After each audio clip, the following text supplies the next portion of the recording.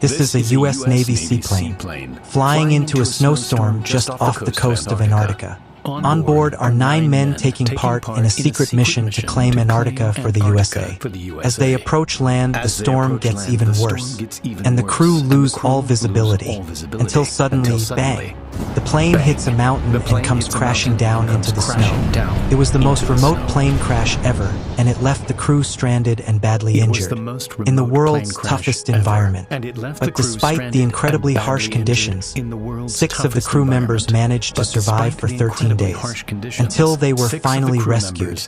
We modeled the entire thing to show you how this incredibly brave group of humans managed to stay alive, and the rescue mission that eventually saved them. In 1946, a year after World War II, the U.S. turned its attention to Antarctica. The secret mission to Antarctica, this unclaimed, vast stretch of land had untapped potential. And it seemed that the next war would be fought over who owned it. And so, in December 1946, the U.S. sent a huge expedition of 13 ships, 33 planes, and 5,000 men to Antarctica, with the secret mission of scouting out the continent, setting up bases, and claiming Antarctica as their own. One of the first flights to head out was the crew of George 1, made up of 9 young men, 2 pilots, radio men, machinists, a navigator, a photographer, and the ship's captain. The journey was rough, and the extremely cold weather stopped the plane from getting above 300 meters. After 3 hours, they finally reached the coast. But the conditions were now worse than ever, and the crew couldn't see anything. The plane's altimeter was getting confused by the thick layer of ice beneath them, and showed that the crew were still 300 meters above the ground. But little did they know that the land was actually right beneath them, and rising quickly. Frenchie, the pilot, made the call to abandon the mission and turn back. But just as he was about to do this, the plane slammed into a mountain and tore a giant hole in the hull. 5,000 liters of fuel ignited, immediately causing a huge mid-air explosion. The plane came crashing down, scattering debris and its crew all over the ice. It was a complete disaster. Sadly, both Henderson and Lopez died immediately, after being thrown through the plane's propellers. The rest of the crew were alive, but Frenchie was badly burned and could barely move. Fred Williams was even worse, with a broken back and several injuries to his face. It seemed almost certain that he would die. Instincts kicked in, and the crew immediately set up shelter in the plane's tunnel section. Surviving in Antarctica, which had been ripped apart from the rest of the aircraft, they found a parachute and attached it to the end of the tunnel to stop the wind and snow from blowing in. After searching through the debris, they found sleeping bags, tents, and some food rations, mainly consisting of canned meat and soup. Not knowing when or if someone would ever find them, the crew retreated into their shelter to wait out the storm. Williams was too injured to be moved, and so the crew built a shelter around him, using a sleeping bag and large pieces of debris. A few hours later, Robbins went out to check on Williams, but he had already drifted off to sleep, taken by the cold Antarctic conditions. Now, just 6 of the crew members remained, and their hopes of survival relied completely upon being found. But their supply ship, Pine Island, was 500 kilometers away, and finding their wreckage would be extremely difficult.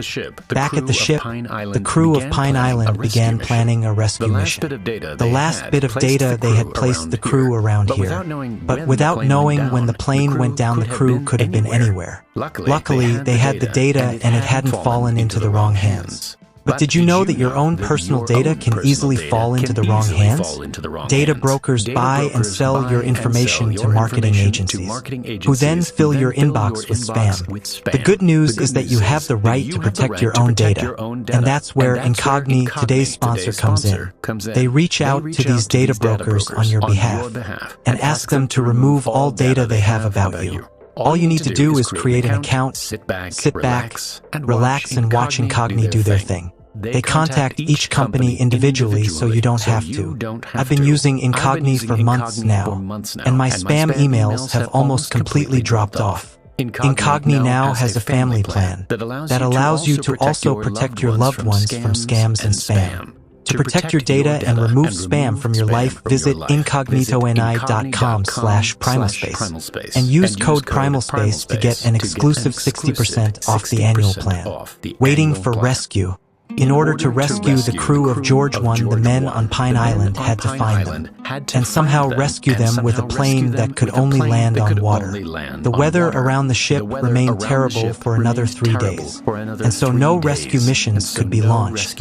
Back on the crash site, the 6 survivors were slowly freezing to death in a 20 degrees blizzard. Frenchie was in a really bad way, and his burns meant that he could barely open his mouth. He was slowly dying of frostbite and dehydration, yet thanks to the cold and dry conditions, infections which would have killed him by now hadn't spread due to the lack of bacteria.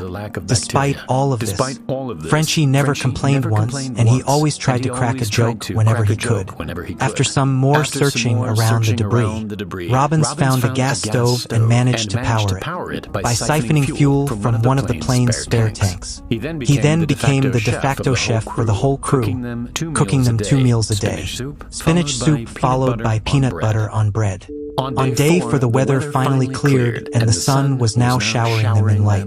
Despite the situation, they were completely overwhelmed by the sheer beauty of the location. They used this break in the weather to properly bury their dead crew members under the snow. In order to make it easier for recovery crews to find them, they placed metal objects inside the graves that could be picked up by magnetometers. On day 5, the crew of the crash site were running out of fresh food and would soon be down to just cans of dry meat. That day, Robbins went out to look for more equipment and found a camera that belonged to Lopez, the photographer who died in the crash.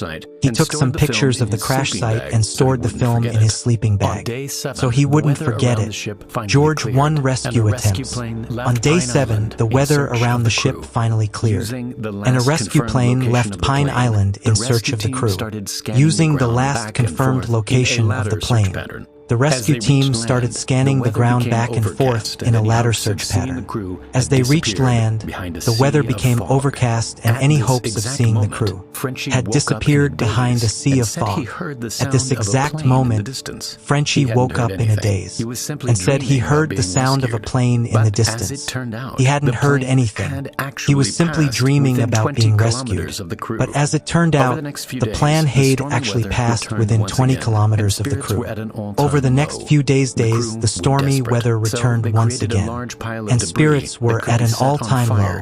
The crew were desperate, so they created a large pile of debris that could be set on fire to catch the attention of any nearby plane. Robbins also found some yellow paint and left a note on the wing for their rescuers to see. The crew were running out of time, but their luck was about to change. Journey to safety. On the morning of day 13, the good weather finally returned, and the crew were having breakfast, which at this point was just a few slices of apricots. All of a sudden, a low rumble started shaking the ground, getting stronger and stronger, until the Pine Island crew had finally found their lost crewmates. The survivors ran out waving their arms in the air. Their suffering seemed to be finally over, but without landing gear or a safe place to touch down. There was no way for the plane to rescue them. They dropped a note down to the crew that said, "If you can walk to the lake 10 miles north, join hands and form a circle. If you cannot, form a straight line." They immediately formed a circle and began strapping Frenchie to a sled, before setting out on their toughest journey yet.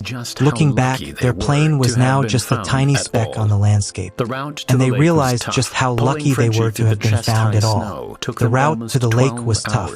Pulling Frenchie through the chest-high snow took them almost 12 hours. The rescue plane followed them most of the way, dropping occasional supplies to mark the route and snapping this picture along the way. The plane went on to make a perfect landing on the lake, and 2 men went out to look for the survivors. But suddenly, a thick bank of fog rolled in, leaving both groups completely blind. The survivors knew they were getting closer, as they could hear the distant sound of a plane. But just as they thought they had made it, They came across a 20-meter high cliff, the final barrier between them and the lake. Amazingly, an almost perfect path just to the left led the way, almost as if it had been placed there to save the crew. After carefully making it down onto the ice shelf, out of the mist came two men. After 2 weeks of sheer terror and misery, they were finally reunited with their crew.